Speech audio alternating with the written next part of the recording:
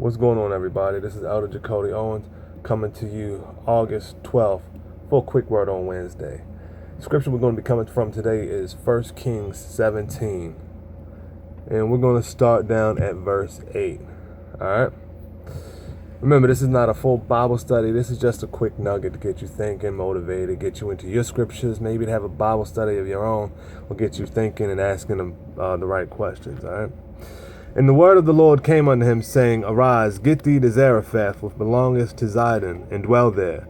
Behold, I have commanded a widow woman there to sustain thee. So he arose and went to Zarephath. And when he came to the gate of the city, behold, the widow woman was there gathering of sticks. And he called to her and said, Fetch me, I pray thee, a little water in a vessel, that I may drink. And as she was going to fetch it, he called to her and said, Bring me, I pray thee, a morsel of bread in thine hand.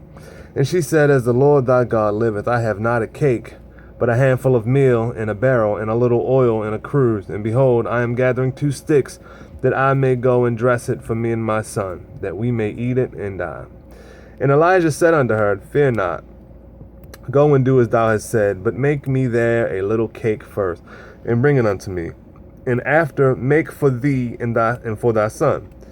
For thus saith the Lord God of Israel, the barrel of meal shall not waste, neither shall the cruse of oil fail until the day that the Lord sendeth rain upon the earth. And she went and did according to the saying of Elijah. And she and he in her house did eat many days, and the barrel of meal wasted not, neither did the cruse of oil fail, according to the word of the Lord which he spake by Elijah. All right, and we're going to stop right there. This scripture jumps out to me because when you're looking at the situation, if you look earlier in the book of 1 Kings 17, Elijah was down by the brook, but being that there had been no rain in the land, even the brook dried up. So this is where, we're dealing with famine, we're dealing with drought. All right.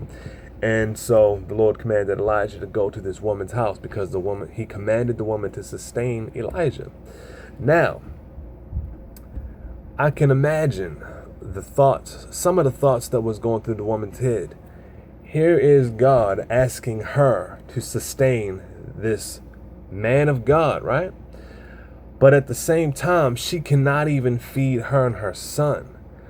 So you could think like, well, why would I even attempt to do this? I can't even feed myself. Why would I feed him? You know what I mean? She could have gotten to a point that the enemy could have infiltrated her mind and said, look, God's asking you to do this. He's not taking care of you. You know what I mean? You've been faithful. I mean, look, she has a relationship with God because he commanded her to do something. So she has a relationship with God. She's not a stranger to God. And he commanded her to do something. Take care of his servant that's coming through.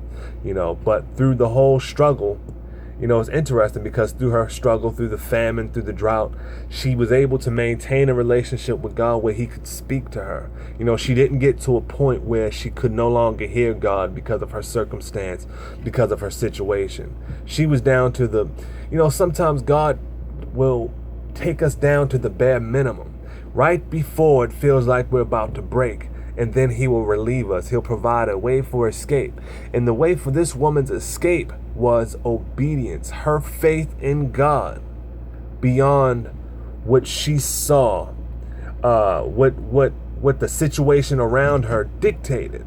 The situation said, look, I'm about to make these 2 sticks and I'm gonna dress it. Me and my son are gonna eat it and we're gonna die. That's how bad off we are. But then we got this guy come in town. He's asking me to do stuff for him and take care of him. You know what I mean?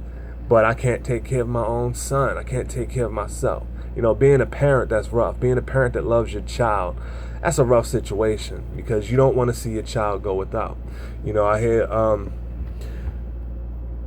when it gets to a point and several people are left behind that don't make the rapture, and then the mark of the beast is implemented,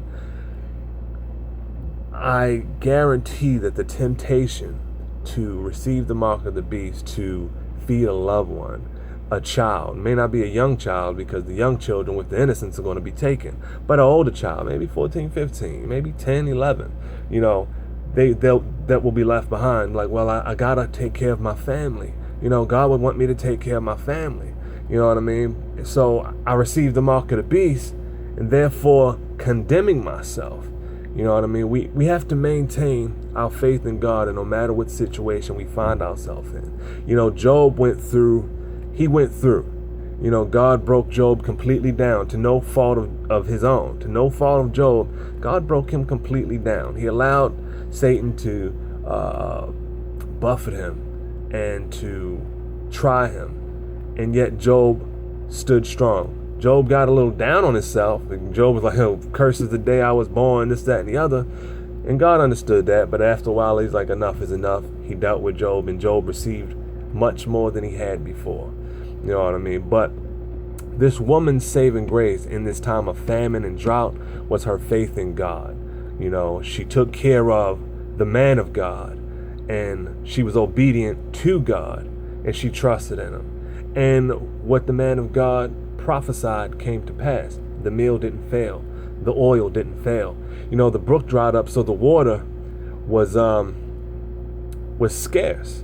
You know, but as you look at healthy living or something like that, you can actually drink olive oil. You know, it's actually healthy for you. You know, in moderation, but it's actually healthy for you. So they could have drank the oil. You know, they could and did drink the oil, and then the meal didn't fail them. You know, God provided for them. You know, and that's just a blessing. That's a blessing for us, because we know when times get hard, as they will. You know, we know when trials and tribulations and tests come, as they will, that our faith in God is what's going to keep us. Not me doing something out of the way. You know, she could have tried stealing. She could have tried prostituting. You know, I don't know how old she was. She was a widow woman, but she had a young son. But she could have tried any and all type of carnal escapes to try to provide for her and her son. But she didn't. She continued to trust the Lord, and she just made the best out of what she had. And she maintained her relationship with God in her sorrows, in her lack. She maintained a relationship with God, and that saved her. So let us maintain our relationship with God in all situations we find ourselves in. Let's continue to pray. Let's continue to seek God. Let's continue just to have ourselves in a way where we can hear his voice readily, you know, because truly it's her faith saved her, not her action. Her action was motivated by her faith, but her faith led the way. All right. Monday's the Monday prayer. Tuesday's Testimony Tuesday. Wednesday, another quick word on Wednesday. Prayer request and testimony. Shoot me an email, jacodio@gmail.com, or leave a comment below, and we'll pray together, and I'll share a testimony. Until next time, God bless.